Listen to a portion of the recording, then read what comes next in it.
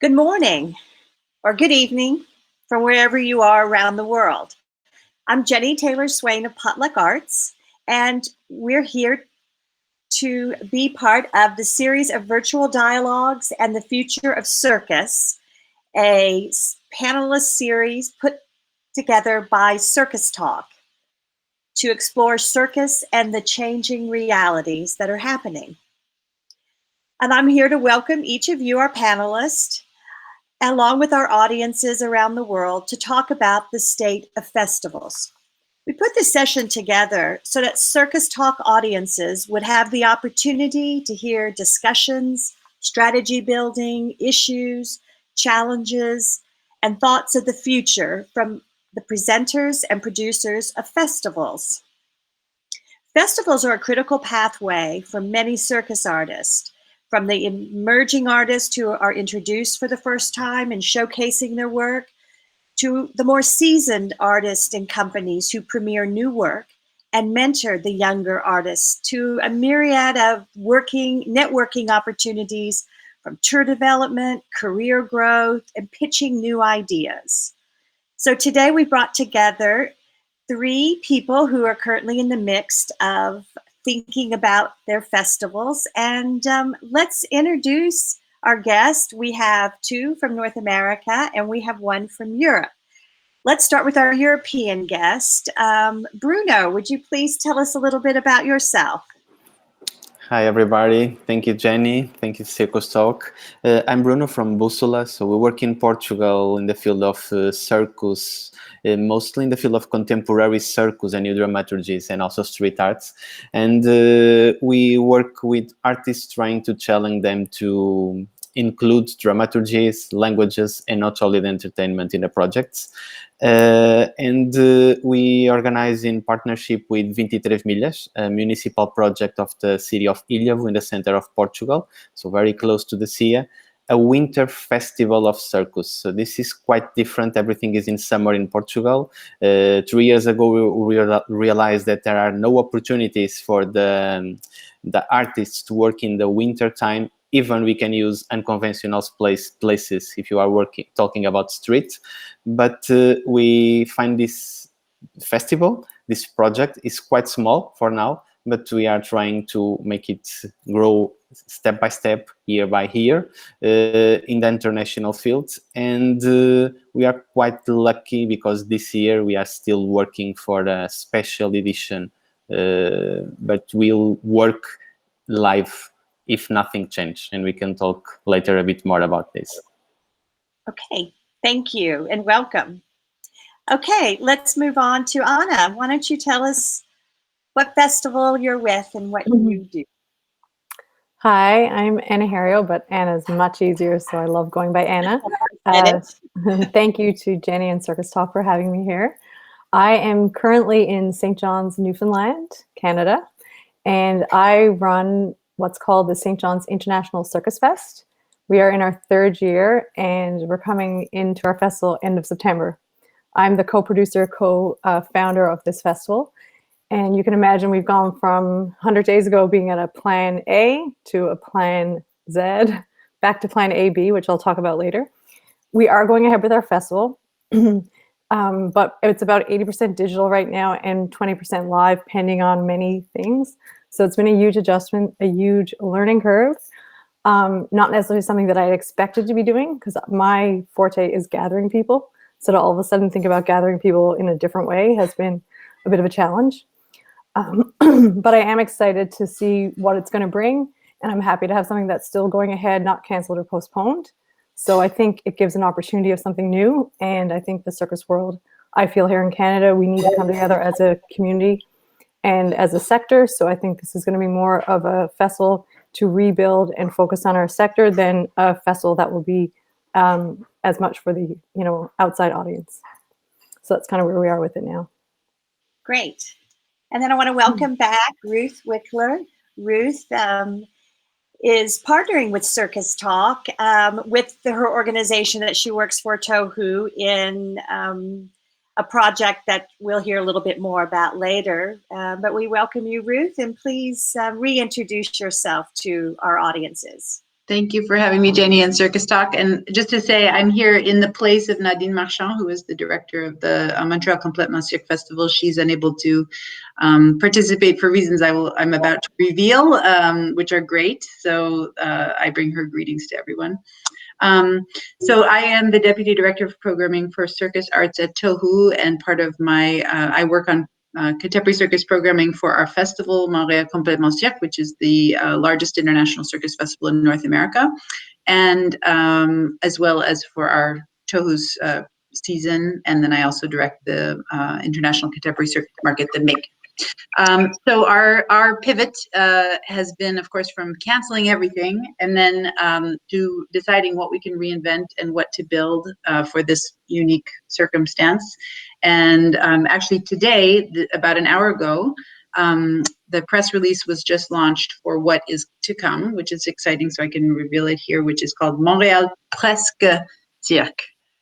So instead of being Montreal completely circus, it's going to be Montreal almost circus. So essentially what the point is that to keep our dates, our special dates in July, that we're planning to have the 11th edition of the festival, and to do three things with those dates. The first is to go digital. So there are going to be some site-specific performances that will be filmed with high-quality film crew and linked with a narrative. And that whole that unit will be broadcast on Radio Canada, which is the French language CBC.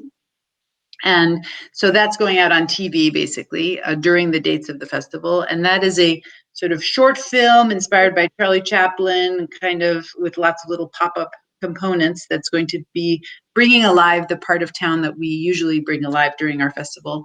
And that's directed by Brigitte Poupard, who's a auteur who has one foot in circus, one foot in kind of contemporary performance and theater. So that's one thing that's going to happen. The second thing that's going to happen is we're broadening our neighborhood outreach program to work with a company that was sort of a pop-up effort on the part of Cirque Alphonse and a few other different circus and performance companies to go out in the street and do performances. They right after the pandemic started, they rigged up a flatbed truck and they started doing little performances on their truck and going through alleyways. In Montreal, you have there's an alleyway culture, which is that basically everybody's backyard kind of faces onto an alleyway, and so people hang out with each other in the alleys and things. And so this little flatbed truck has been parading through the alleyways. So we're helping to bring that effort to many neighborhoods across the city, but it's all going to be pop-up and unannounced. So that's part of the Montréal Presque Cirque. And then the last component is, of course, the MIC market, which is going online and starting, it's next week. It's going to be a 4-day virtual convening, which we hope everyone will attend. And it's got about 2 types of activities per day, so it shouldn't be too overwhelming, and it's free to participate. So that's for our international community. Thank you, Ruth. So let me just confirm a few things to make sure I understand where everyone lies. I think, Ruth, you were real clear at outlining canceling things, but then moving forward because you wanted to keep the dates and deciding what you could do, what the festival could do.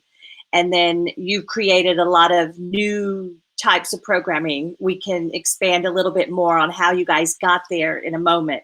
With Anna, if I understand correctly, you are moving forward with the festival with 80% of it or so being online.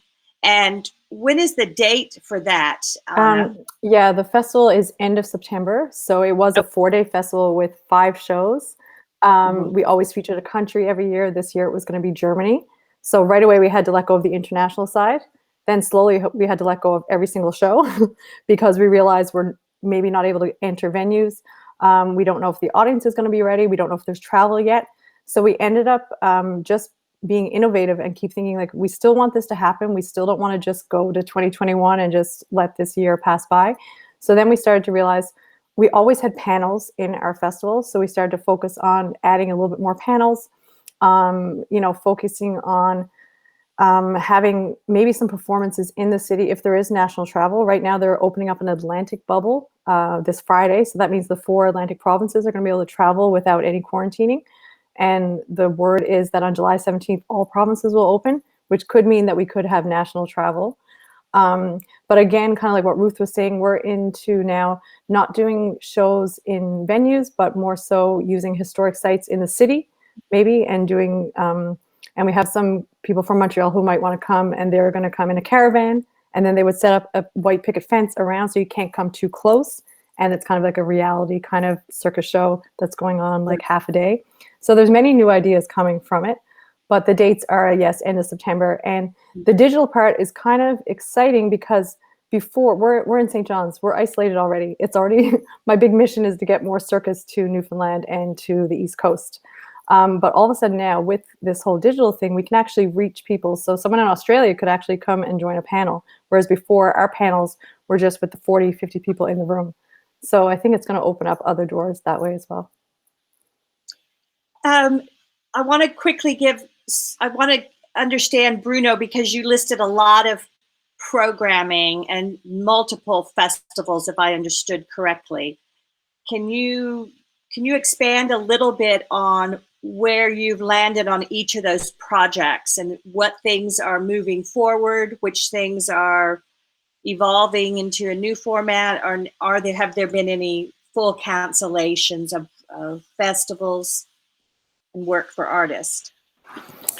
Yeah, so in Portugal, I will start for an overview what happening in Portugal. So the venues are now open with lots of rules. So since the 1st of June, the venues are already open with the capacity of audience of 50%. So you need to have an empty chair in between another person, but you can work. So this is a beginning. The festivals are still forbidden, and there are lots of rules for outdoor performances. So you need to close an area and put marks on the ground to make the social distancing.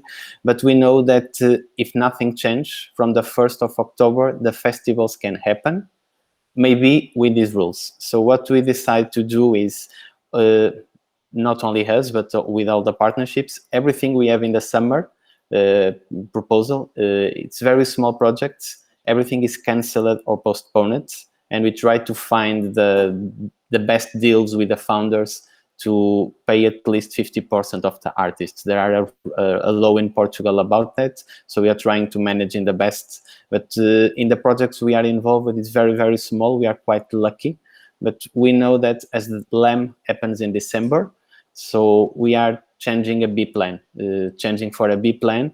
So the festival will reduce one day, will be only 3 days. We'll try to maintain the maximum possible live. We believe that performing arts are live arts, so we are try to avoid the digital, at least for the performances. And we decide to make deals with a less number of artists, so we'll not have 10 as usual, but we'll work with 7. And we'll program more performance of each artist. So if you have less audience in the space, we can have more performance to the same number of audience with the same budget with more performance. So this is the main strategy we are trying to use to LEME, to maintain the dates, to maintain the festival, to maintain the connection. But we have lots of doubts about the work with the community, the workshops, the rules. So we probably will not program this part of the program. We'll maintain the festival, and we'll reduce this kind of high-to-high connection because we don't know what happens. The schools will only open in September. We don't know the rules. We don't know what happens as we working international, because this is a part I forget. We will work 90% with international artists in Europe field, because we know during the summer the borders in Europe will be normalized. So this year we want to work with Europe again, and let's see next year if we can go for other continents. Last year we worked with Korea for a Korean focus. Why not next year? But we don't know. And digital, we will change the vision of Circus Forum. So we have one-day panels about circus arts, and we decide to put it live with some speakers in the room with audience, but we'll live stream, and find solutions to make connections. So we will not pay travels for speakers. They can connect digitally, and we only focus on the travels of the artists. This is our strategy for this year. Well, it's a all-inclusive strategy, and you've hit on a couple of areas that our colleagues are all working on. I hear you guys really expanding on growing outreach, looking at how the digital form works, but also more importantly, what is the role of live performance and how you can integrate that in as you move forward. We also hear that all of you are moving forward with programs. You haven't just shut your doors and are waiting around. I think when the going gets tough, the tough get going, and that's what we're seeing in the circus community. I think as presenters and producers, I think some of our audiences would just like to know, what are you guys talking about as a staff and a board, how you're managing the short-term, the long-term vision? All of you have touched a little bit on that, but are there some specific areas that you could elaborate on to show how you got to, from, as Anna said, from A to Z and then kind of back again? I think we hear some similarities and some differences among our colleagues, but let's expand a little bit on what that conversation is going on at your organizations. What are concerns? What are your worries? How is your staff doing? Would anyone like to address that question or that kind of big topic? I can start. We were lucky in the sense that we had kind of started to go a little bit digital last year. We had started an Atlantic Circus Alliance, and with our 4-day festival, had 2 days of digital strategy where we had Atlantic provinces come together, different circuses. So we were funded by Canada Council, and we were kind of on that path. But then when the pandemic hit, and all of a sudden we were Zooming from home and just Zoom. And I also run a aerial school, so I started teaching some, stretching classes online. But the biggest thing, once we got further and further, when I started to realize, like when Copenhagen Cirque was canceled, when things started to cancel, like the actual big events, I couldn't take anything in anymore. I was just like, how do we go forward now? I just want something to happen. So I was like, how can, and that's what, Ruth with the Mick, how can we make things happen still, even in a time when things aren't happening? I really wanted to try to find a way to make something happen. The big thing with digital for me, though, is to try to find a way, and this is what is great with the staff. We're a small group of people, but we're trying to keep a sense of place with the festival. So we want people, when they join us digitally, to come to St. John's. So how do we incorporate little, teasers at the beginning so that you feel like you're coming here, or is there a map, a digital map that you kind of come into the different panels in different venues of the city? So I think a sense of place is still really important. A sense of experience, so that you're not just connecting, you're not just staring at a screen. How can we still make it interactive? And I think because we're circus, I think like what Bruno said and Ruth, the sense of performance is so important, and I don't think it can go just digital. That's why I think that even if our plan B would be that there is no national travel and we have to go pretty much 100% digital, I still want there to be circus in the city. The idea of maybe a reverse parade. So rather than the parade walking by, it's the performers on the side of the street and it's cars that drive by. So how can we keep a social distance but still have performances, or outside fire show? So it's just trying to think of all these ways that we can still do performances but keep the social distance, which is hard in circus because there is a lot of interaction. So it's just finding ways, and I strongly believe that people are going to want to go back to a theater or go back and see performances. I don't know how long it's going to take, but I do believe that the digital, you can only do so much and you can only connect so much. Every single artist that I've brought to this island, I've met in person pretty much. And even if I met them, like Kate and Pasi from Finland, I met them for 2 minutes at Sinars, and I had them booked to come, and they came last year. But it's that personal connection. And I find in Zoom and I find digitally you can connect, but that real connecting in person is something that I'm dreaming of. So I'm praying for national travel to have people gather in some form, whether we're 6 feet apart and masks and full suits on, but we're in the same room. But if not, it's it's kind of like a bridge the gap. Like what do we do for the next 6 months? You know, because I'm convinced we have to do something. So I just trying to find ways and innovative ways to keep us together, and can't wait for us all really to get together. Thank you. I thank you for sharing that part about how you felt overwhelmed and wanting to do something but not knowing what to do. You know, it has dawned on me, even since our last conversation with presenters, how much in that 4-week period has already changed, and how you're seeing more things happen.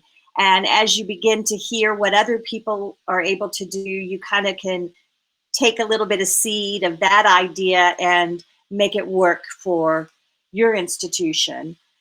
Ruth, I'd really like you to expand more on how the TOHU team came to develop the different formats, specifically of the how do you say it? The Jusca the upcoming.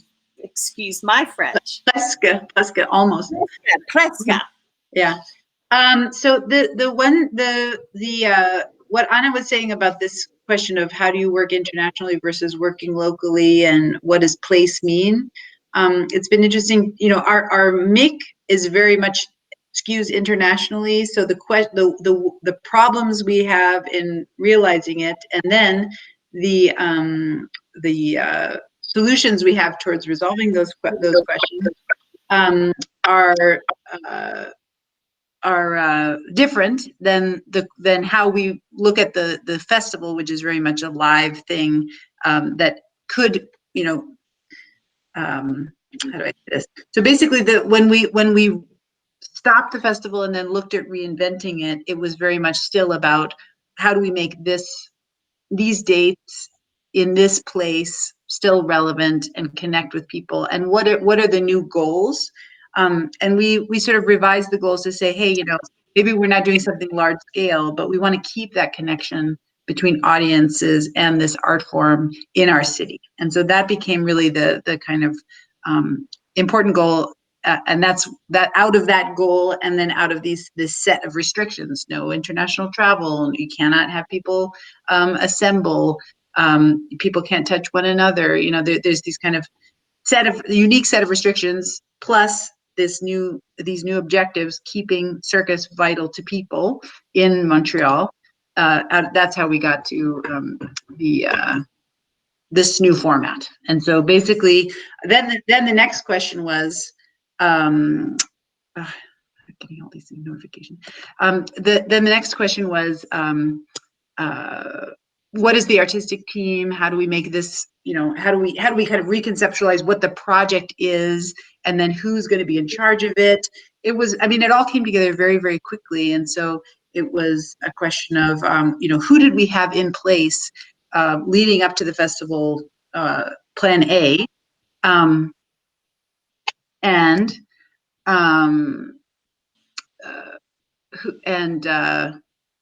how do we, you know, use those talents to move forward toward this plan B, to pivot. So basically, we had already, as you may know, the programming for the festival has kind of 2 sections. One is the presenting of international companies that come on tour, and the presenting of Canadian companies in indoor programming. So that whole aspect was unfortunately canceled and has not been revived. But then the other aspect of how the Montreal Complete Monster Festival happens is an outdoor kind of original production that happens in downtown, on the street. There's some original programming, and then there's a sort of large scale show that happens on a plaza. And so we already had the creative team in place for building those shows. And so the people who were already in charge of developing those shows are the ones who are now kind of guiding the development of artistically of these new the filmed capsules. And then we also brought in this artistic director who works in film, TV, and circus to kind of guide the transition towards the cinematic component. So that's how that talent pool was kind of pivoted. into this new phase. And then I think another important part of saying is that the festival is one of many festivals in Montreal in the summer, and so we are part of networks of all those festivals together. And so the decision making about when things should be canceled, how they should be canceled, and what should happen afterwards was very much a consortium decision. And so there were many, Montreal Jazz and all Francophonie and all these different festivals, they were all working together in conversation. There was a moment there where all the festivals said, well, we'll just postpone.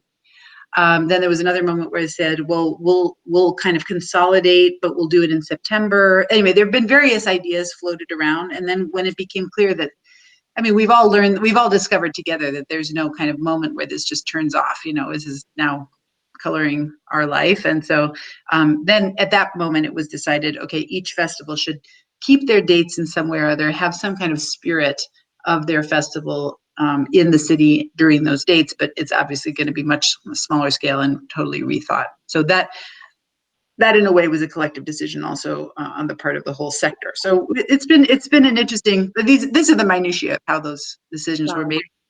It's very positive. As you are making decisions and organizations, how does the role of the artist fall into those decision making? Are you involving them? Are they input? Are you talking about what kind of work they can do? How is that relationship with the artist currently as you are restructuring? And what are some of the things you are doing, or what are some of the things you would like to be doing that you're not doing, that you think this new way of thinking about things might evolve as I hear you doing new things, and what's available? So I would say there's a few different aspects of that. One is to say that, of course, in the best scenario, you follow the artist, and so certainly with what Cirque Alphonse came up with, they made a little collective called with themselves, Patin Libre and some other companies, and they called it Bonheur Mobile, mobile happiness, and that is something that they started doing in a small scale in their neighborhood, and then we are kind of helping to grow that and spread it. So that's, I think, a nice example of a way that a structure, an institution like ours can support an idea that was invented by artists and then help to kind of bump it up to another level or more audience reach and things like that. So that feels like a good relationship. And then secondly, for a moment, Ruth, and see if Bruno has some expanding ideas on how they're working with artists in Europe to develop programs, and let's go back and forth a little bit. In fact, it's quite difficult to involve the artist in the administrative decision if you can go or not. But at least in our case, for sure, we are in contact with artists if we are available to find the best deal to protect both parts. I think this is important in the situation of crisis. Sometimes as organizers, we are trying to protect our budget, but I think we need to find deals. So in our case, we have a program for the festival, but we know that the government are making some decisions mid-September. So this is 2.5 months before the festival. So this is the moment for the final decision, not to change artists, but so no expenses should be done before this point. So I think this is an opportunity to plan with some time, because we need time to plan something that could be structured. And to try to find the balance with the both parts. But I think most important is when we are commissioning works. So we are supporting 2 creations for this year, and we understand that the artists depend on the different co-producers to realize their own artistic residencies. So the first thing we put on table is we are going for the festival, but if your work is not ready, you would just present a work in progress, and we communicate like a work in progress, not the final show. Also try to protect the artists and maintain the connection, maintain the payments and try to support the work and continuous. So one of these artists have a co-production with Fira Tarrega. So this year Fira is not happening, he's one of the selected artists. So the residency is postponed for the next spring, but everything is maintained from the Portuguese side.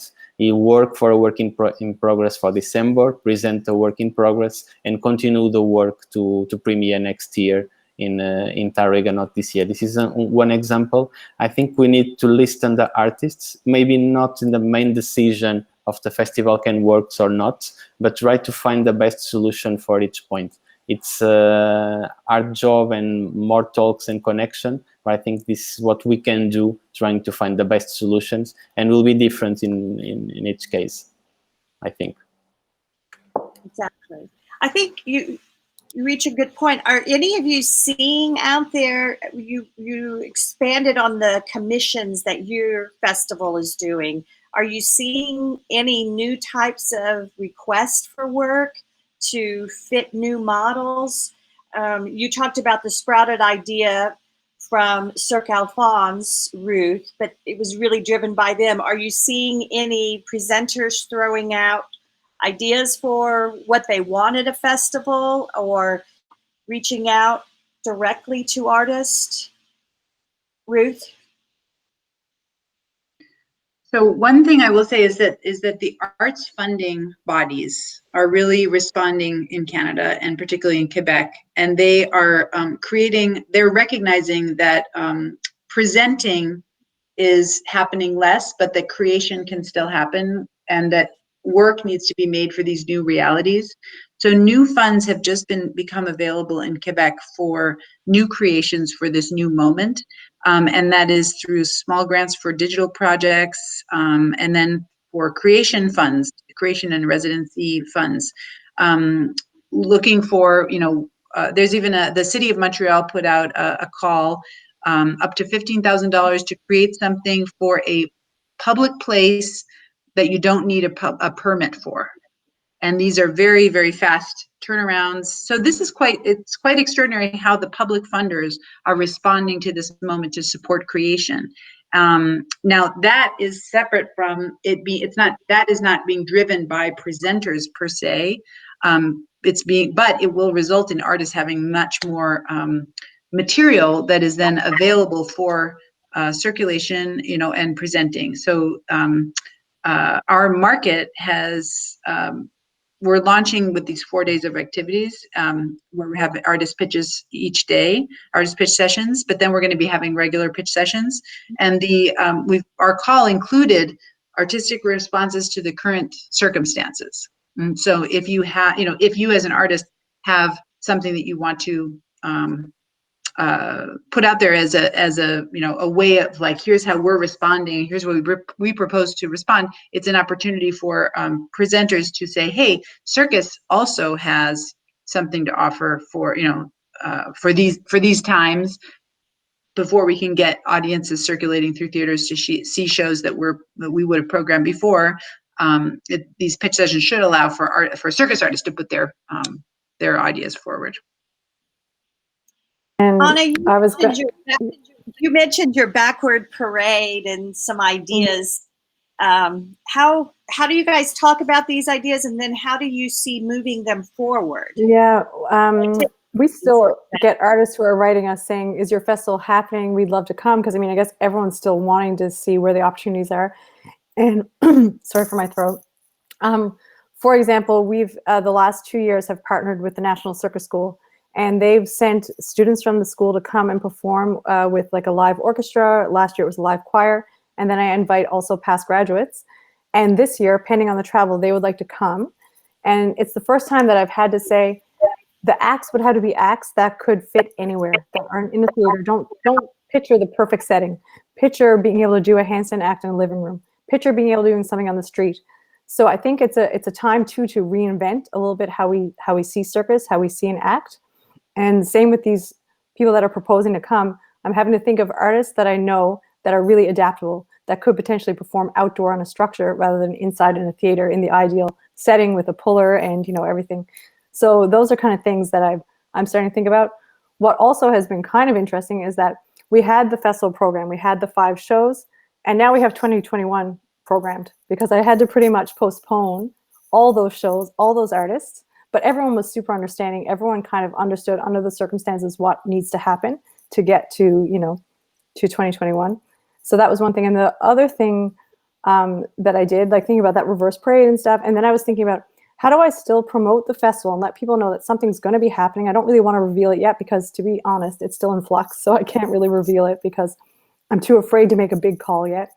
But we started a talk show. So the talk show was called All Dressed Up and Nowhere to Go. And what we would do is me and my father's a clown. He runs a circus here called Wonderbolt for 35 years. So he's the co-producer of the festival with me. And we just started getting past participants of the festival or future participants to come on this talk show with us. It was just via Zoom. And we'd ask them a little bit about their creative process right now, how the pandemic's affecting them. And then they would make a little video for us of what they've been doing during the pandemic. So we've had people like Mookie, Corinne Hagland. It's just been a really fun experience just to see how other people are living it, and to see, kind of like Ruth was saying, what are people doing creatively right now? Because there might not be as many performance opportunities, but there is still a time to create. So I think when I'm thinking about performances for September, it's really having to think outside the box, and thinking of artists that are really willing to think outside the box, because some artists are used to only working in a collective, but now with social distance, you have to maybe do 1 or 2 people, or maybe you can only, you know, so there's a lot of adjustment, and not everyone's ready for it, and I totally get it, and I think it's a process. And there's other people who are just a little bit ahead of the game, like Phil and Tam in Montreal, called They Did a Pick, and they're just on it. They just have tons and tons of ideas. They're just like, we'll drive here, we'll walk there, we'll swim there. And they're just like full. They just get more creative.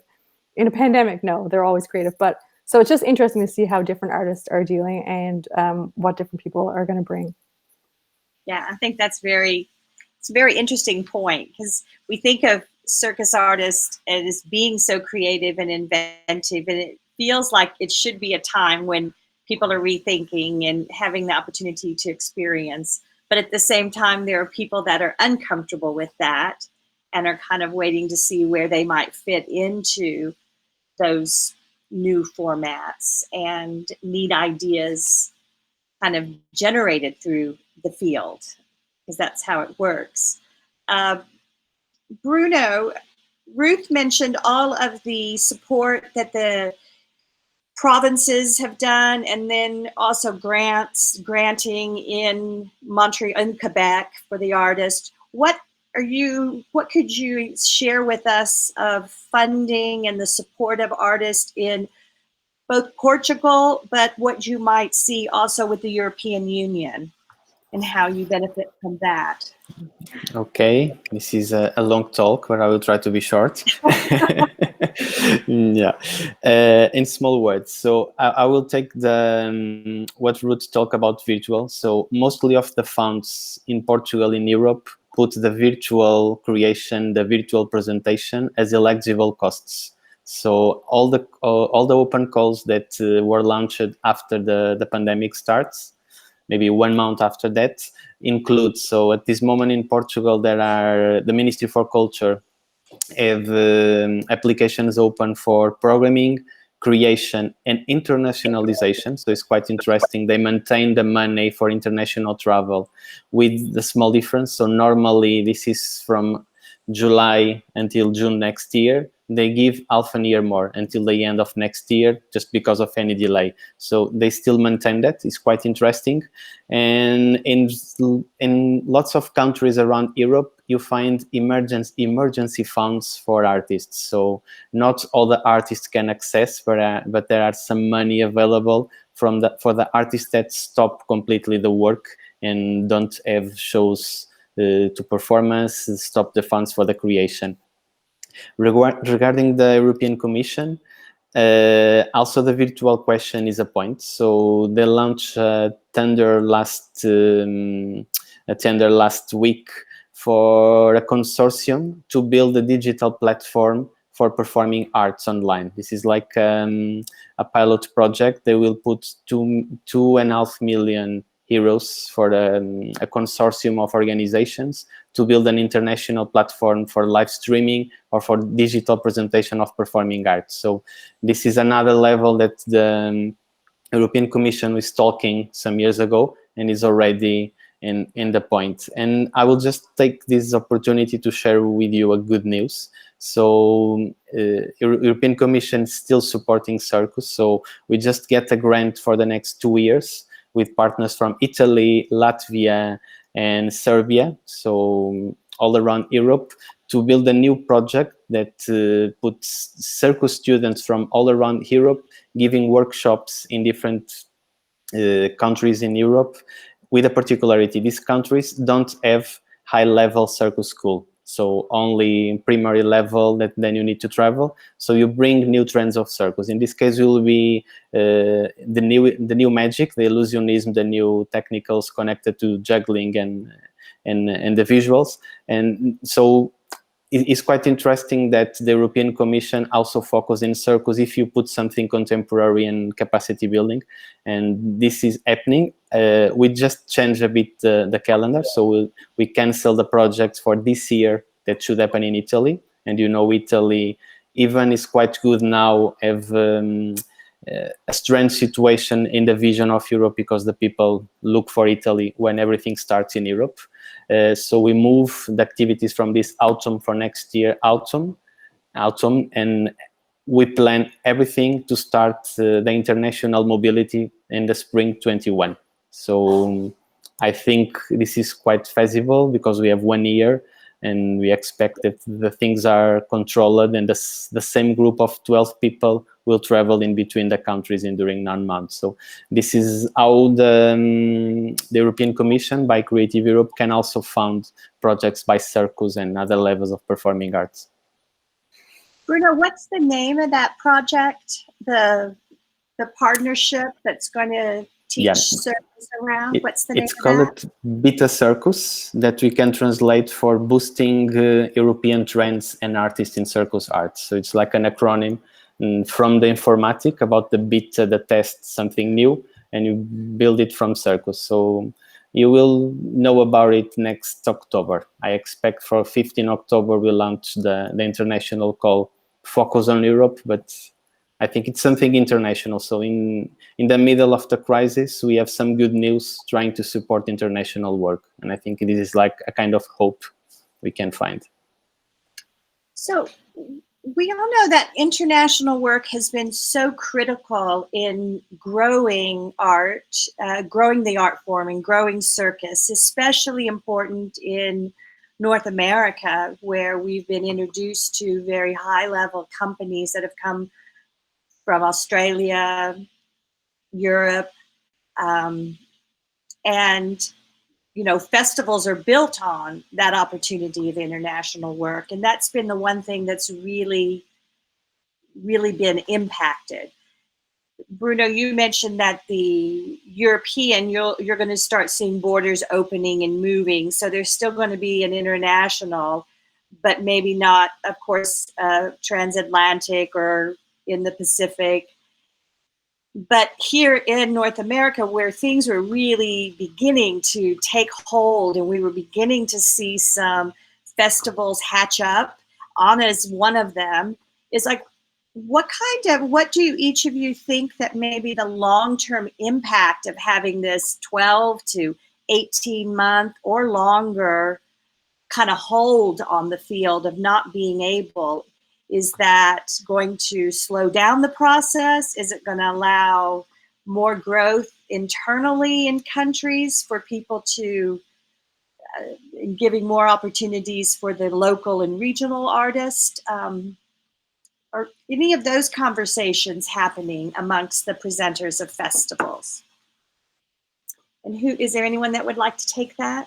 Ruth? I can take it. I mean, I think the Quebec situation, we are on the other side of the dynamic you're talking about, because our Quebec companies earned 90% of their income through international touring.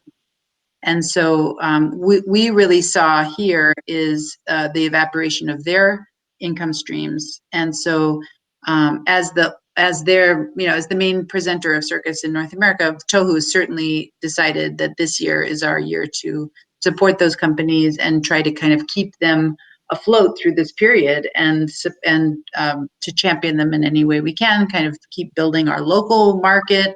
We're working with Anna to think about a Canadian market for circus more than we had before. So really to kind of not to be protectionist, certainly, and not to sort of say like, oh, you know, let's stay within our borders, but certainly to say, you know, before the transatlantic flow resumes, how can we invest in our local infrastructure and in our local market, both provincially and also nationally and continentally. And of course, I think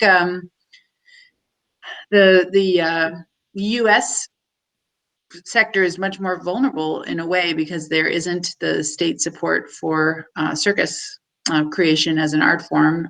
There's not much state support for the art forms of any kind, and circus is not, you know, remains peripheral in that sense for artists who are in the circus field in the U.S. So you know, I think that there's going to be there has to be some important grassroots work being done, even, you know, continuing the grassroots work that was already happening in circus in the U.S. And it could be that because these structures were smaller to begin with, it could be that is their sort of, you know, saving, that will help them pull through as well, because they didn't have so much overhead to sustain. So it's going to be tricky about kind of riding this out in North America, I think. Not easy. You said a number that have not heard about. You said that of the larger scale circuses in Quebec, 90% of their revenue is from their international tours going to Europe or to the US or to Australia, Mexico. Wow. So is some of the government funding helping to offset that loss of income, or do you think you'll begin to see any companies fold? Is anybody seeing any of that happening? I think that I thought at the beginning of this, I thought if companies have a chance to stick this out, it will be because of these government supports. You know, the creation of this basically universal basic income to help individuals and freelancers ride out this period is ensuring that people are staying afloat. And you know, I'm not sure. I mean, I'm not going to predict the demise of anyone. I think certainly. But you haven't seen any companies at this point. Sure. What's that? Artists leaving the field or companies. This is that. OMPIST, which is the National Association of Circus Arts in Canada, did a survey, and I think they released the data about a month ago, but it was pretty brutal. And one of the remarkable statistics was that 66% of the circus artists they surveyed were contemplating a career change. So it's you know, it's pretty bad. It's pretty bad. Now that said, I mean, it's interesting to you know, this is part of, you know, as part of the MIC, we're having a workshop called Social Circus: A Viable Career Path for the Artist. And it's because it's in response to that. So the idea is that you know, the circus artists, the individual circus performers' career path included touring shows, but it also included a lot of commercial performance opportunities, corporate events, cruise, you know, entertainment and things, all of which, I mean, the hospitality industry is suffering too. So it's not a pretty picture, but certainly TOHU is going to do everything we possibly can to support. And I know, and Anna is, and you know, there's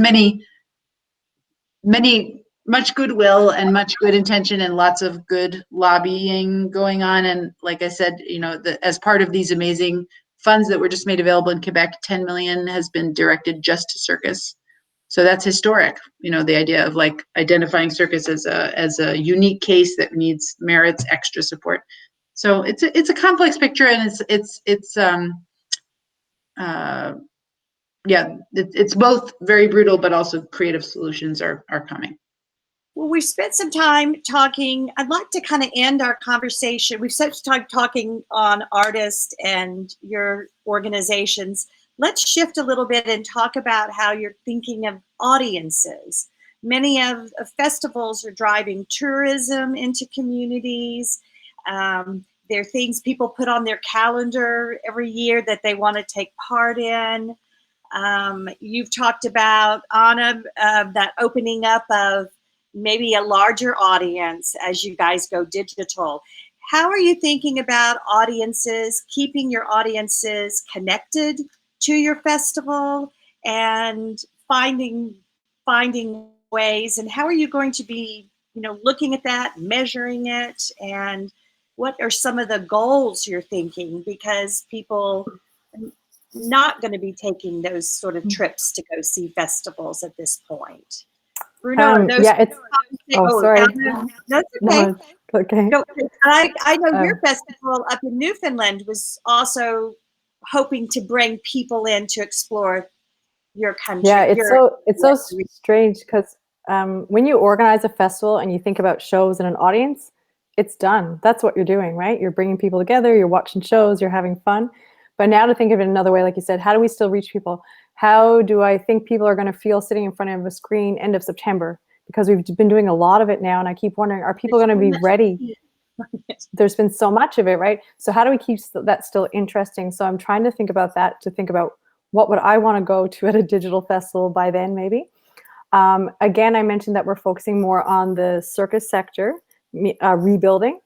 Some of the ideas are also having an anthropologist be a keynote speaker and talk about how societies have gotten through crises in the past, because I think circus is the same thing. We're going through kind of a crisis now, but societies have been through similar things in the past and have gotten through it. So I think we are going to get through this. We're getting through it. Same thing, a biologist who could talk about ecosystems and seeing circus as an ecosystem and how it's been disrupted, but how we go back. So a lot of the time now that I've gotten through all the grants and the funding, is trying to think of the content of the festival, the before, during, the after, and the why of why am I gathering people now? I'm not gathering them necessarily to see these amazing international shows. Yes, there will still be some amazing performances. There might be some live stream stuff, some live, but I'm really trying to focus on the why, because there is a why, and the why is maybe just a collective breath together that we're still all together. I'm just trying to figure out, why will people want to gather then, if it's not physical. If it's physical, it's a celebration to me. So that's one thing that I've been thinking of, is the why of it. And then I do believe that circus is for everybody. So I am saying that it's for the sector and rebuilding because I want it to last, but I want it to reach the audience here and the audience everywhere. So I think that's why performances are important. Maybe social distance workshops are still going to be possible. Just finding ways to include the community, circus community here and all across Canada, but also just the general person who enjoys circus, and try to still, because it's a process building that. I'm in a small place. I'm still trying to build a community here. And I think it's important that the public here still feels somehow involved, that it's not just a bypassing thing that's happening, that there's also some involvement. Thank you. Bruno, how are you guys thinking about audiences? Yeah, I think bringing back my first intervention, I think the performing arts are live arts, so the people need to feel, to be there, to contact, to be eyes to eyes. So at that moment, I think we are lucky because LEME, the festival, happens in December, and we have half a year, and I believe even with a reduced program, even with 50% of the capacity of each venue, we will be able to do it, so we can connect the audience. If it not happens, I'm not sure if you can work with live stream. As Anna are talking, the people are in front of the screens since the middle of March. I'm checking some live streams in the last weeks with 2-3 people regarding. So I'm not sure if the people are connecting that. So we have sun now. The people can go outside. So Ruth is proposing performance in the city, if even site-specific small things. I think we need to go to come to the audience and still being connected. So I'm quite afraid go for the digital only to live stream. I think we can look for this moment as an opportunity to rethink our working models. Maybe we as producers or programmers can travel less maybe for meetings. So at least in Europe, we travel a lot. Just go to Italy to have a meeting from a European project, and now we have Zoom. So everyone knows how it works. We can spend less money in travels just to go for a meeting, and we can move this money for the artist's way, or for the production, or for something better. We can think in the digital in a cross-disciplinary way. So we have people working in virtual reality and trying to put the performing arts in the room of virtual reality. Sometimes they do it in entertainment, but I think it could also work for contemporary arts. And maybe if we have time, and if someone can get a grant, maybe this is the moment to work in different fields. So I know a project in Spain that have 1,000, a room with 1,000 meters area with 360 degrees projection, and they are trying to work with performing artists to build specific shows for that room with virtual reality. But this is live performance, so 200 people can go then and see a live performance with a show with virtual reality, with projections in all, including the ground and everything. So I think it could be a moment to think about different proposals, or some artists that are interesting to work in projects adapted for digital. It is quite different how to work about the interaction in the digital, and not only live stream. Think a performance that could work in digital, but it depends. Maybe if the artist wants to do it, maybe can have a fund. We cannot force the people for that, because I think it's a small number, but maybe it could work. In general words, I think we need to find the best solutions to go live as soon as possible, even with less audience. Well, I think that is beautifully said, and you shared a lot of optimistic vision of what could be. And I've always thought that the circus artists are the most creative of all artists, and I think what Ruth's even said it, follow the artist. And I'm excited and optimistic to see what artists will be doing and what they'll be bringing to the table, and bringing and putting it forth in front of festival presenters for consideration and making them happen. I think we're seeing it. And I think we're going to be seeing more and more to come. These new initiatives, they're very exciting. We'll be learning things that work, things that don't work. And in that sense, it's this evolution with the art form that opens up some new ways of thinking. When we've gotten into thinking about really big shows, and now we're kind of flipping it over and thinking about the small, and how does that interact with people. So I just hope that, I thank you all, you three, for giving us a peek into your offices and how your teams are working. And we're beginning now to see the output of that, specifically over the next couple of weeks with TOHU's work, followed by Anna and your team. And then we'll begin to see what's going on in Europe and in Portugal later in the year. And out there, those of you who are listening, I hope you've garnered some ideas and that you feel more in the know of what's happening.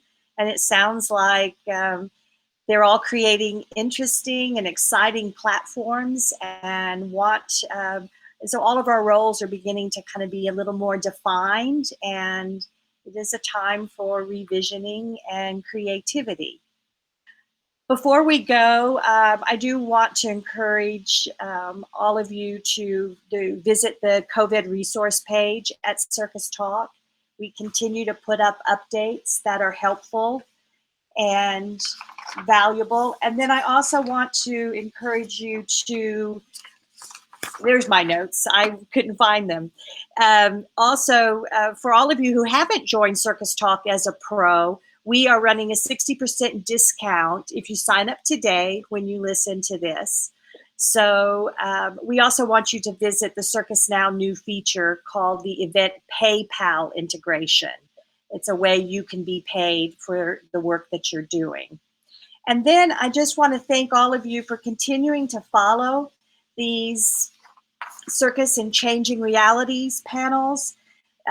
We are continuing to do virtual dialogues about the future of circus. And we have two really good sessions coming up.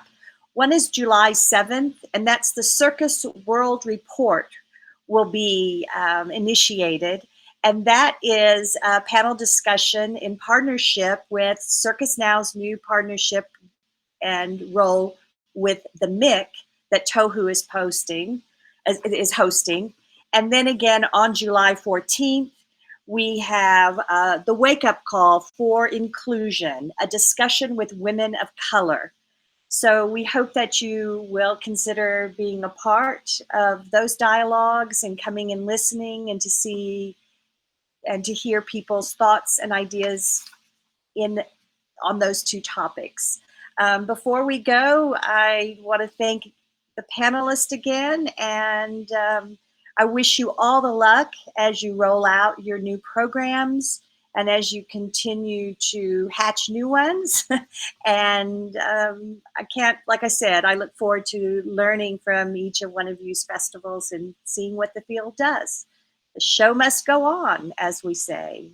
So thank you again. And this is Circus Talk. Yes, it'd be nice to hear all of you say goodbye. Thank you, Ruth. Thanks, Anna. Thank you. Thank you so much. And goodbye out there.